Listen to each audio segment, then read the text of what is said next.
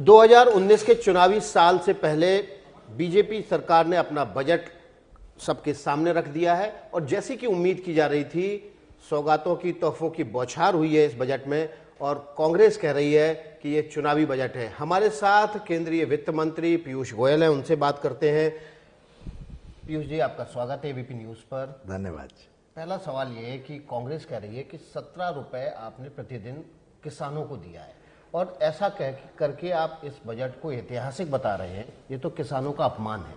मैं समझता हूँ किसानों का अपमान तो कांग्रेस कर रही है, जो ये नहीं समझ पा रही है कि हमने किसानों के सम्मान में एक 6,000 रुपए की एडिशनल सपोर्ट मिले और देश भर में सभी छोटे किसान, स्मॉल एंड मार्जिनल फार्मर्स, जो 5 एकड़ से कम जिनके पास जमीन है, सबको मिले। ऐसी हमने एक योजना, वित्तीय स्थिति को भी आकलन करते हुए, वित्तीय स्थिति बिगड़े ना वो रखते हुए, एक इतने व्यापक रूप से देश में सबको लाभ मिले, ऐसी योजना बनाई।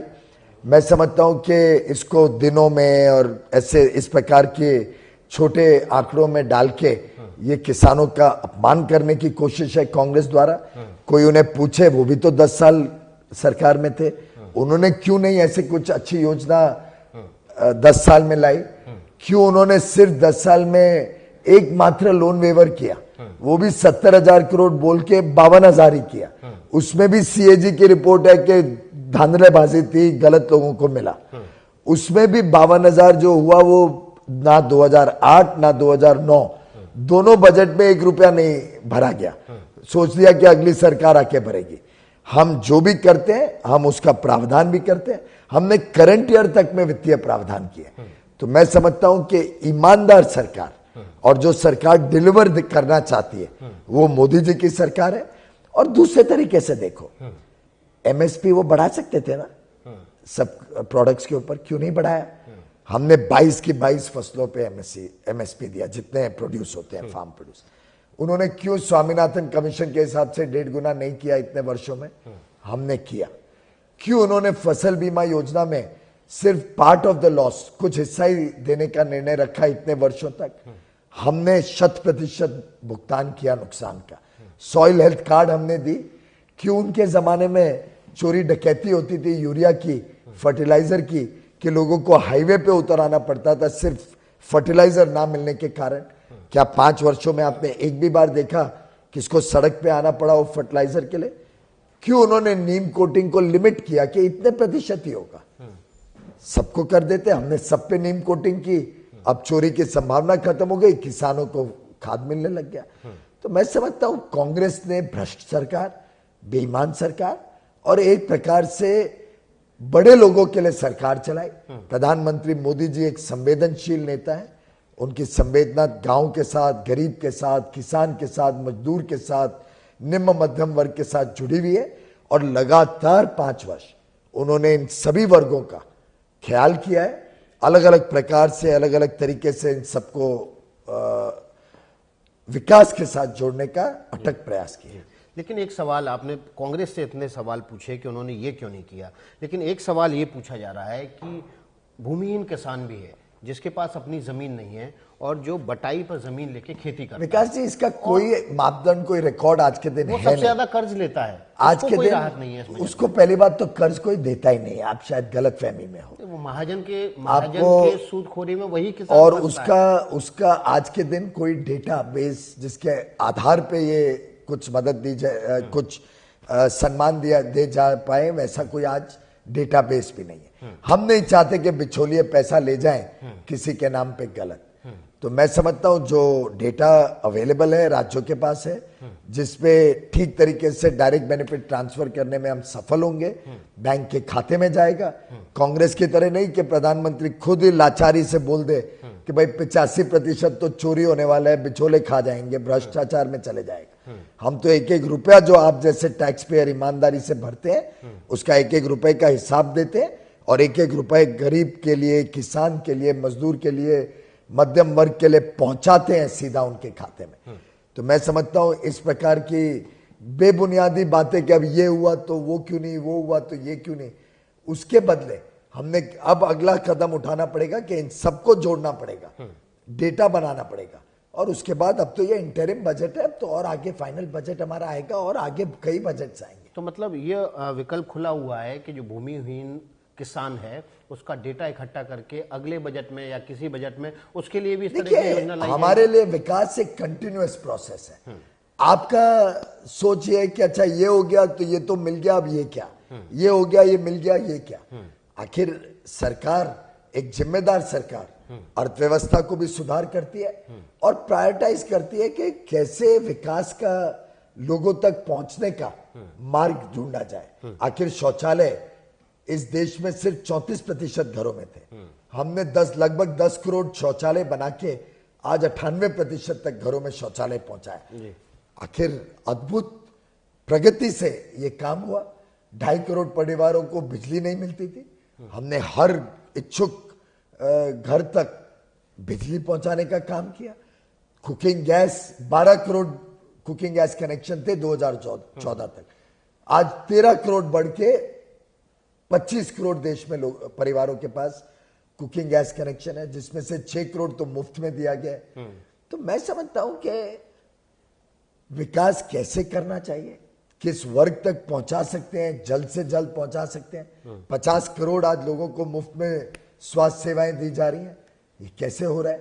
ये इंक्रीमेंटल प्रोग्रेस नहीं है, ये ट्रांसफॉर्मेशनल प्रोग्रेस है। ऐतिहासिक काम इस 5 वर्षों में सरकार ने जनता जनार्दन के लिए किया है और मैं समझता हूं आगे भी करते रहे। जी, लेकिन क्या गाइडलाइन तैयार होने में वक्त लगेगा? 31 मार्च से पहले तब तक आचार संहिता लागू हो जाएगी, क्या जो पैसा जो बैंक के जरिए सीधे किसान के खाते में जाएगा, क्या आचार संहिता उसके आड़े नहीं आएगी? हमारे किसान और हमारे देश की जनता इस सरकार पे और प्रधानमंत्री श्री नरेंद्र मोदी जी पे पूरा विश्वास करती है। वैसे तो अब ये योजना लागू हो गई है, तो मॉडल कोड ऑफ कंडक्ट आचार संहिता उस पर नहीं लागू होती है। आचार संहिता के पहले ही योजना का काम शुरू हो जाएगा, परंतु हमने कोई चुनाव के हिसाब से ये नहीं किया।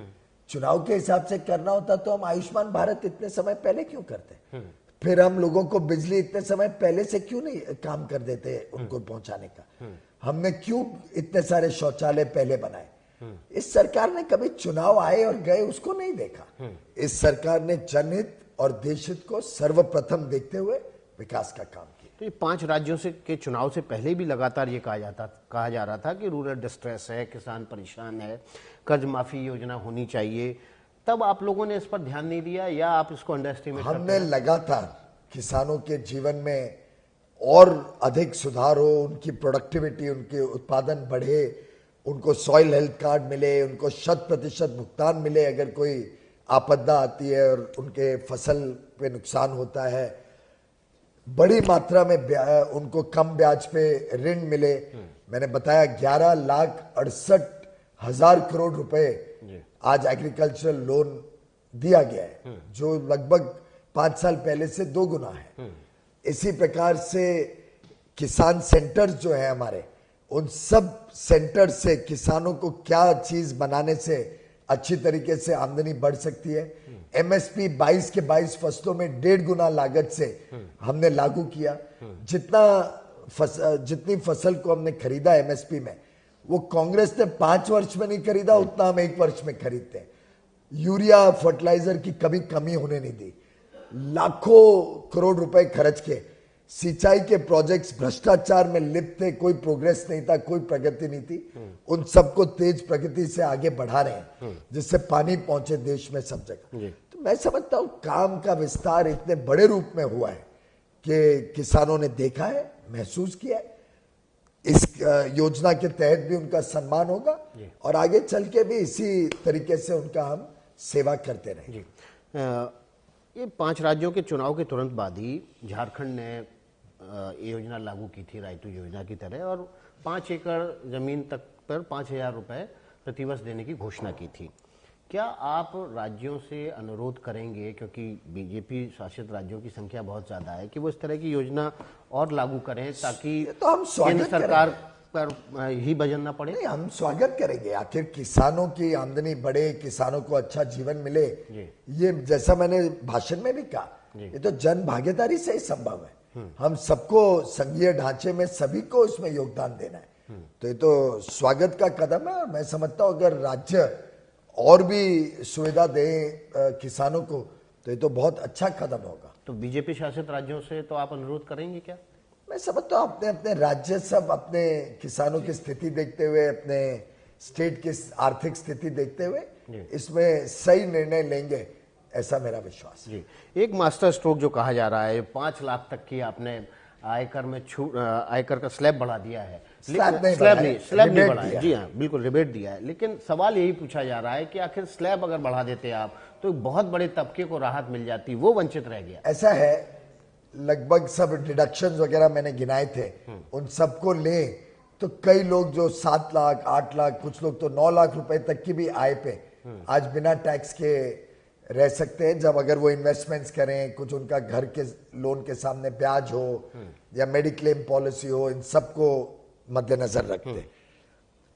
अब विकास जी, मैंने भाषण में भी कहा और आपके चैनल पे आपके सभी दर्शकों को भी पूछना चाहूंगा कि उसके बियॉन्ड जब आमदनी होती है तो अगर हम थोड़ा टैक्स दें, आप भी देते हो मैं भी देता हूं, तो क्या हमारे ऊपर भी कोई जिम्मेदारी नहीं है कि जो लोग विकास के दौर में पीछे रह गए उसके प्रति भी हमारी भी कोई संवेदना है? आखिर कभी आपके परिवार ने, कभी मेरे परिवार ने कोई ट्रेन पकड़ी होगी और आगे निकल गए होंगे, विकास हो गया, पढ़ाई लिखाई हो गई, परिवार आगे चला गया, टैक्स देने की स्थिति में।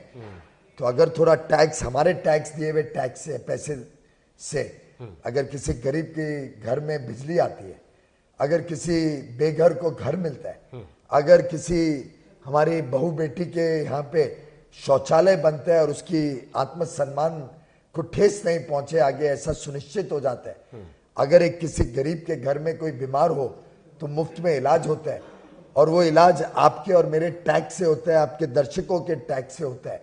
और ये टैक्स अब किस पे है? जो एक सिग्निफिकेंटली लार्जर इनकम लेते हैं। तो मैं समझता हूँ हम सबके लिए बहुत गर्व की बात है कि हम भी इस देश को विकसित देश बनाने में, हम भी गरीबों और किसानों के जीवन को सुधारने के लिए हमारा भी योगदान इसमें शामिल है। लेकिन कांग्रेस एक प्रकार से आप और मैं उसमें आहुति डालें, और ये जो और बहुत बड़ी संख्या में नहीं है अभी, ये सब भी अपनी आहुति डालें, मैं समझता हूं तभी इस देश का अच्छा उज्जवल भविष्य बने। जी, आपकी पार्टी के कई नेताओं ने कहा ये सर्जिकल स्ट्राइक है। रामविलास पासवान जी ने कहा, परेश रावल जी ने कहा, राहुल गांधी ने कहा है कि ये सर्जिकल स्ट्राइक नहीं है, अब रिवर्स सर्जिकल स्ट्राइक सरकार पर होगा क्योंकि ये जुमला है।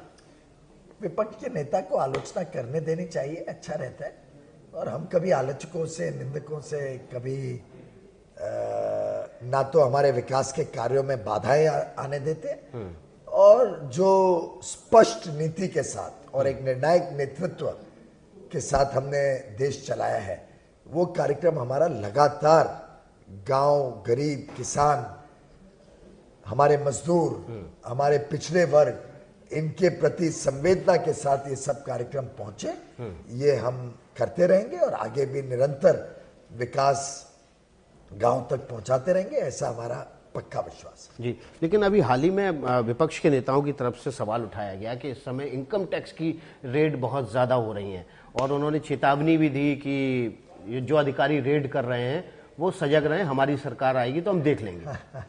मैंने आज ही आंकड़ा दिया कि 99.54%, 99.54% जो इनकम टैक्स के रिटर्न्स लोगों ने भरे वो as it is computer program द्वारा, बिना कोई ह्यूमन इंटरफेरेंस के, बिना स्क्रूटनी के एक्सेप्ट हो गए। कुछ केसेस में स्क्रूटनी चल रही है, उसको भी हम पारदर्शी तरीके से हो और बड़े ईमानदारी से हो, उसके लिए प्रभावी कदम उठा रहे हैं।